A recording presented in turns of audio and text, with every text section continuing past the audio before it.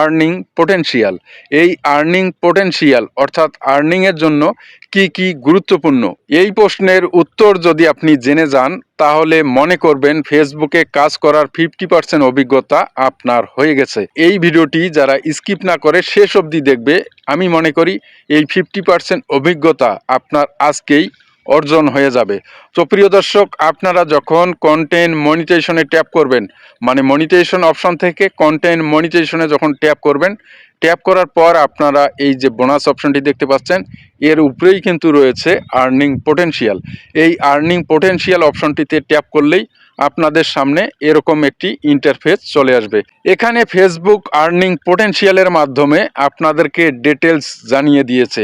হয়তোবা আপনারা এতদিন দেখেছেন কিন্তু বুঝতে পারেননি। আজকে আপনাদেরকে আমি একদম আঙ্গুল দিয়ে দিয়ে অপশনগুলো বুঝিয়ে দিচ্ছি। এখানে আর্নিং পোটেনশিয়ালের আন্ডারে দুটি অপশন, মানে মূল দুটি অপশন দেখতে পাচ্ছেন, কন্টেন্ট ফ্যাক্টর এবং নিচে দেখতে পাচ্ছেন প্রোফাইল ফ্যাক্টর। তো প্রিয় দর্শক, এখানে কিন্তু ফেসবুক বোঝাচ্ছে যে আপনি যে আর্নিং করবেন আপনার কন্টেন্টগুলো কেমন, আপনার কন্টেন্টের মধ্যে কপি আছে কিনা, আপনার কন্টেন্টগুলো দর্শক দেখছে কিনা, এখানেই কিন্তু পূর্ণাঙ্গ রেজাল্ট চলে আসে। তো প্রিয় দর্শক, শুরুতেই আপনাদেরকে কন্টেন্ট ফ্যাক্টর সম্পর্কে ধারণা দিয়ে দেই। আপনারা দেখতে পাচ্ছেন কন্টেন্ট ফ্যাক্টরের আন্ডারে তিনটি অপশন রয়েছে।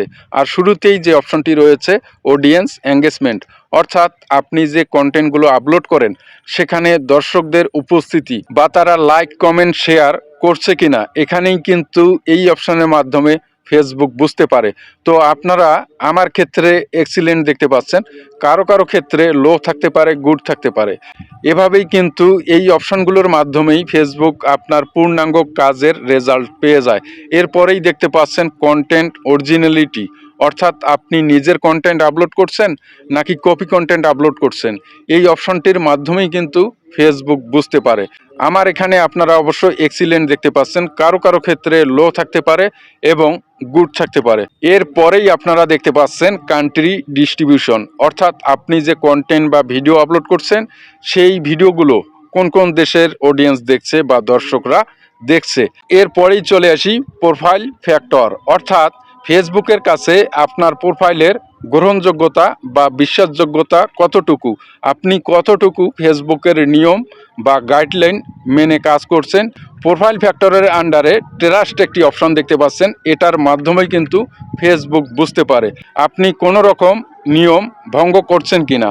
তো প্রিয় দর্শক, আর্নিং পোটেনশিয়ালের আন্ডারে কন্টেন্ট ফ্যাক্টর এবং প্রোফাইল ফ্যাক্টর, এই দুটি অপশনের মাধ্যমেই কিন্তু আপনি নিজেও বুঝতে পারবেন আপনার আর্নিং কেন কম হচ্ছে, কেন বেশি হচ্ছে, ফেসবুকের কাছে আপনার আইডির বা পেজের গ্রহণযোগ্যতা কতটুকু।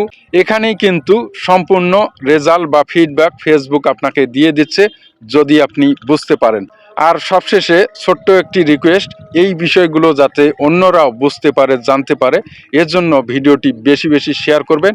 আর যারা নতুন আমার এই ভিডিওটি দেখছেন, পেজটি ফলো করে সাথেই থাকবেন। ধন্যবাদ।